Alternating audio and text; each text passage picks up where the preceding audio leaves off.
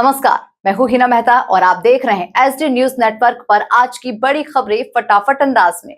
INS Mahendragiri नौसेना में शामिल समुद्री ताकत को मिली नई मजबूती। भारतीय नौसेना को शुक्रवार को एक और बड़ी ताकत मिली जब रक्षा मंत्री राजनाथ सिंह ने विशाखापट्टनम में स्वदेशी युद्धपोत आईएनएस महेंद्रगिरी को नौसेना में शामिल किया। यह अत्याधुनिक स्टेल्थ फ्रिगेट 75% से अधिक स्वदेशी तकनीक और उपकरणों से तैयार किया गया है। इसमें आधुनिक मिसाइल, सेंसर और इलेक्ट्रॉनिक वॉरफेयर सिस्टम लगाए गए हैं जो हवा, समुद्र और पनडुब्बियों से एक साथ मुकाबला करने में सक्षम है। इस मौके पर रक्षा मंत्री ने कहा कि आंध्र प्रदेश के कुर्नूल को देश का ड्रोन हब बनाने की दिशा में तेजी से काम हो रहा है। यानी आत्मनिर्भर भारत के तहत रक्षा क्षेत्र में भारत लगातार नई उपलब्धियां हासिल कर रहा है। जमानत मिलते ही आरोपी ने 6 लोगों की हत्या। तेलंगाना की वारदात से सनसनी। तेलंगाना के रंगा रेड्डी जिले से बेहद दिल दहला देने वाली घटना सामने आई। नाबालिग से रेप के आरोपी राजकुमार ने जमानत पर बाहर आते ही 6 लोगों की हत्या कर दी। सबसे पहले उसने अपनी पत्नी और 2 मासूम बच्चों की जान ले ली, फिर करीब 6 किलोमीटर दूर जाकर रेप पीड़िता, उसकी मां और नानी की भी हत्या कर दी। पुलिस के मुताबिक पीड़िता ने मई में पॉक्सो एक्ट के तहत आरोपी के खिलाफ मामला दर्ज कराया था। इस वारदात ने कानून व्यवस्था और जमानत मिलने के बाद अपराधियों की निगरानी को लेकर गंभीर सवाल खड़े कर दिए हैं। फिलहाल पुलिस पूरे मामले की जांच में जुटी हुई है। बारिश का कहर जारी। यूपी में 3 दिन में 15 मौतें। देश के कई राज्यों में बारिश का कहर अभी भी जारी है। मौसम विभाग के मुताबिक अगले कुछ दिनों तक पश्चिमी राज्यों में बारिश कम रहेगी, जबकि उत्तर और पूर्वोत्तर भारत में भारी बारिश जारी रहेगी। यूपी के हापुड़ में अंडरपास पानी से भर गया, जिसमें एक थार कार डूब गई। बिजनौर में गंगा और मालन नदी उफान पर है और छोटे पुल पानी में डूब चुके हैं। सिर्फ 3 दिनों में प्रदेश में 15 लोगों की जान जा चुकी है। वहीं उत्तराखंड और हिमाचल में भूस्खलन से सड़कें बंद है और कई इलाकों में जनजीवन प्रभावित हुआ। प्रशासन लोगों से सतर्क रहने की अपील कर रहा है। थार से उखाड़ा एटीएम, लेकिन चोर खाली हाथ भागे। ओडिशा के बालासोर में फिल्मी अंदाज में एटीएम लूटने की कोशिश की गई। देर रात बदमाश महिंद्रा थार लेकर पहुंचे और रस्सी बांधकर एटीएम मशीन को उखाड़ लिया। मशीन को सड़क पर घसीटते हुए सुनसान जगह तक ले जाया गया, लेकिन जब उसे तोड़कर कैश निकालने की कोशिश की गई तो बदमाश सफल नहीं हो सके। आखिरकार वे मशीन को वहीं छोड़कर फरार हो गए। पूरी घटना सीसीटीवी कैमरे में कैद हो गई है और पुलिस फुटेजेस के आधार पर आरोपियों की तलाश कर रही है। यानी शातिर प्लानिंग के बावजूद चोरों के हाथ 1 रुपया भी नहीं लगा। 2029 तक लागू हो सकता है वन नेशन वन इलेक्शन।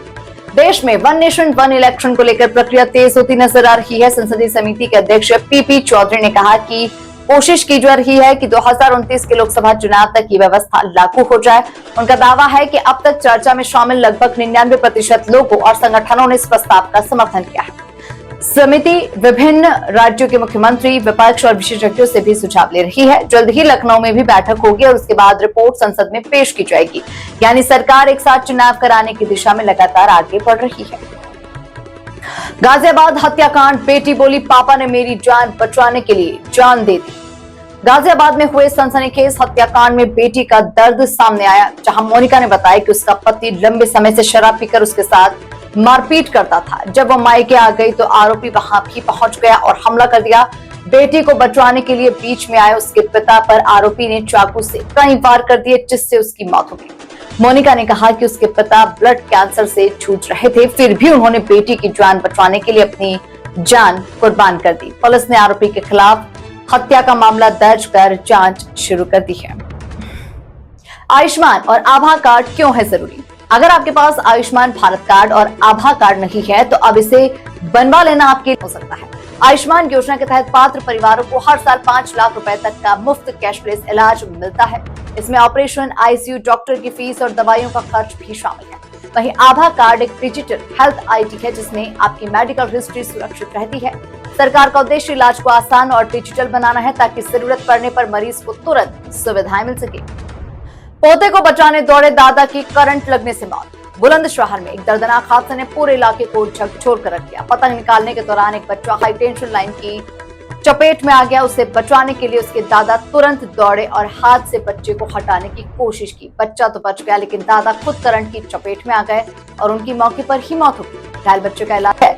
इस घटना का वीडियो भी सामने आया है। हादसे ने एक बार फिर से बिजली लाइनों के आसपास सावधानी बरतने की जरूरत को उजागर किया।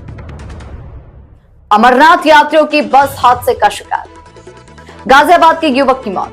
पठानकोट जम्मू हाईवे पर अमरनाथ यात्रा से लौट रहे श्रद्धालुओं के बस को एक तेज रफ्तार ट्रॉले ने टक्कर मार दी। हादसे में गाजियाबाद निवासी 25 वर्षीय अंशुल गहलोत की मौत हो गई। ये टक्कर इतनी जोरदार थी कि वो बस की खिड़की से बाहर जा गिरा। बस में करीब 39 श्रद्धालु सवार थे, जिनमें 3 अन्य लोग भी घायल हुए हैं।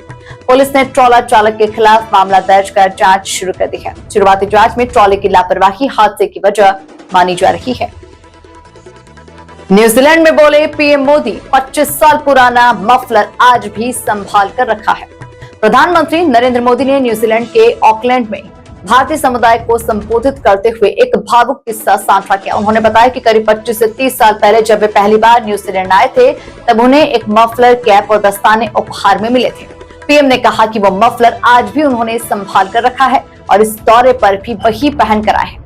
उन्होंने कहा कि भारत के लिए किसी देश की आबादी नहीं बल्कि वहां के लोगों की भावना सबसे ज्यादा मायने रखती है। पीएम का यह संबोधन भारतीय समुदाय के बीच काफी चर्चा का विषय बना रहा। इस अंक में फिलहाल इतना ही। अगले अंक में आपसे फिर होगी मुलाकात। तब तक के लिए दीजिए मुझे इजाजत। नमस्कार।